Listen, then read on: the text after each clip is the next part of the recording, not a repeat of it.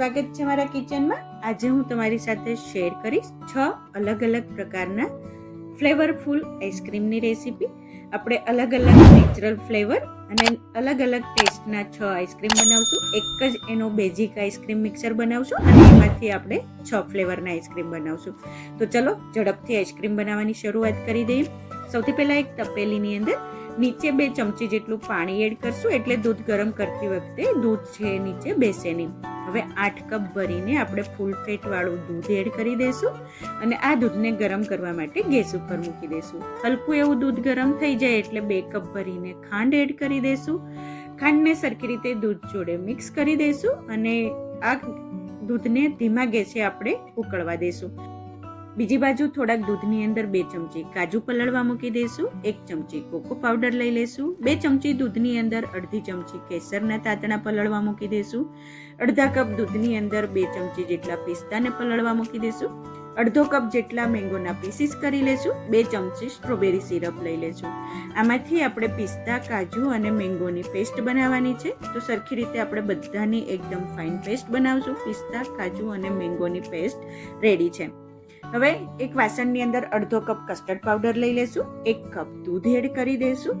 સરખી રીતે મિક્સ કરી દઈશું, લમ્પ ફ્રી ના રહે એવું એકદમ ઘટ આપણે મિક્સ કરી હવે આ કસ્ટર્ડ વાળા દૂધને આપણે જે દૂધ ઉકળે છે એની અંદર ધીમે ધીમે એડ કરતા જઈશું અને મિક્સ કરતા જઈશું।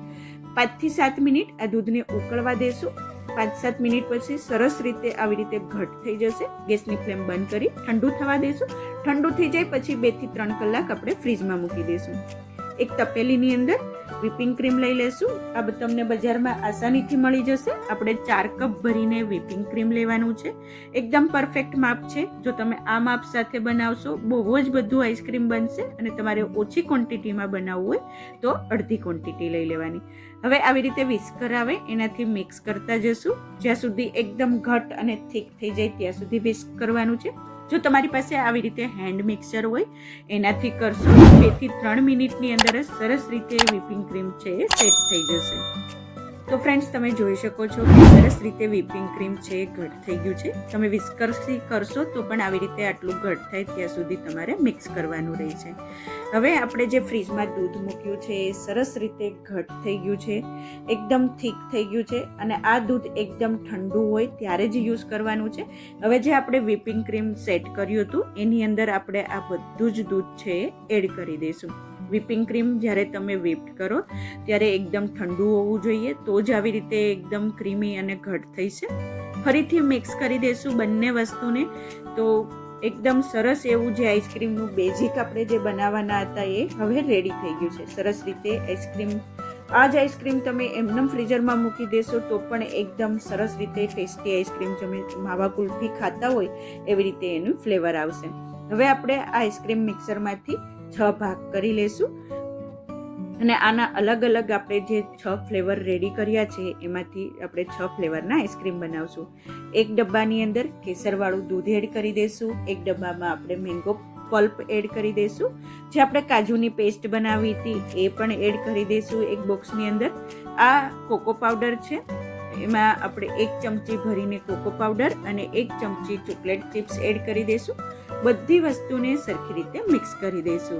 મેંગોનું મિક્સર રેડી છે, આ કેસરવાળું છે એ રેડી છે, કાજુવાળું પણ મિક્સ કરી દઈશું અને છેલ્લે આપણે ચોકલેટવાળું મિક્સર પણ રેડી કરી દઈશું। એકદમ ટેસ્ટી એવો બજાર કરતાં પણ સરસ એવો આઈસ્ક્રીમ બનશે। હવે એક ભાગની અંદર 2 ચમચી સ્ટ્રોબેરી સિરપ એડ કરી દઈશું। સ્ટ્રોબેરી ફ્લેવર વાળું આઈસ્ક્રીમ બનશે। સરસ રીતે આ મિક્સર પણ રેડી થઈ ગયું છે। હવે છેલ્લે જે મિક્સર વધ્યું છે એની અંદર આપણે પિસ્તા ફ્લેવર વાળું એડ કરી દઈશું। સરખી રીતે મિક્સ કરી ડબ્બામાં ભરી દઈશું। બધા જ ડબ્બા રેડી છે। ઢાંકણ ઢાંકી 7 થી 8 કલાક માટે ફ્રીઝરમાં આપણે સેટ થવા માટે મૂકી દઈશું। હવે આ જ બધા આઈસ્ક્રીમને તમે રેમ્બો આઈસ્ક્રીમ, કસાટા આઈસ્ક્રીમ અથવા મિક્સ ફ્લેવર વાળો આઈસ્ક્રીમ બનાવી શકો છો। એક કન્ટેનરની અંદર આવી રીતે નીચે ડ્રાયફ્રૂટ એડ કરવાના, પછી કેસર, મેંગો, સ્ટ્રોબેરી ફ્લેવર બધા જ આઈસ્ક્રીમને આવી રીતે આપણે સેટ કરતા જશું। ઉપર કાજુવાળો તમારી રીતે કોઈ પણ કલર તમે આગળ પાછળ સેટ કરી શકો છો, કોઈ પણ ફ્લેવર સેટ કરી શકો છો।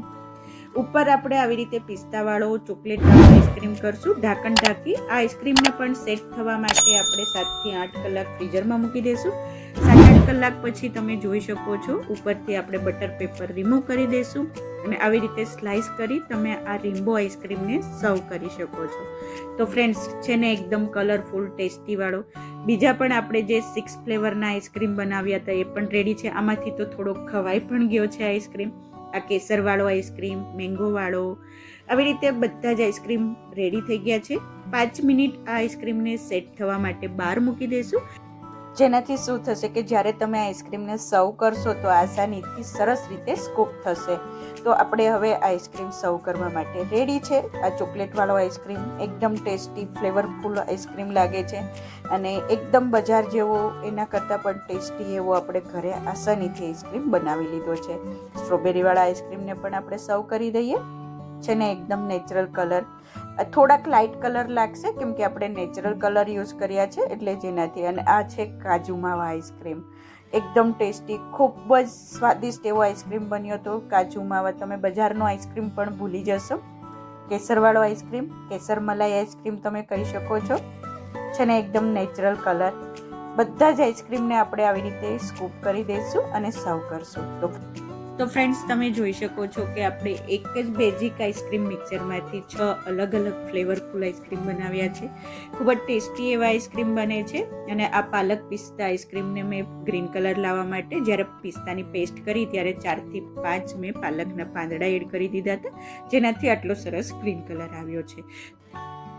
તો ફ્રેન્ડ્સ જોતા જ ખાવાનું મન થઈ જાય એવા આપણા બધા જ આઈસ્ક્રીમ રેડી છે. ચોક્કસથી એકવાર આ રેસીપી ટ્રાય કરજો અને મને કમેન્ટમાં જણાવજો કે તમને આઈસ્ક્રીમની રેસીપી કેવી લાગી.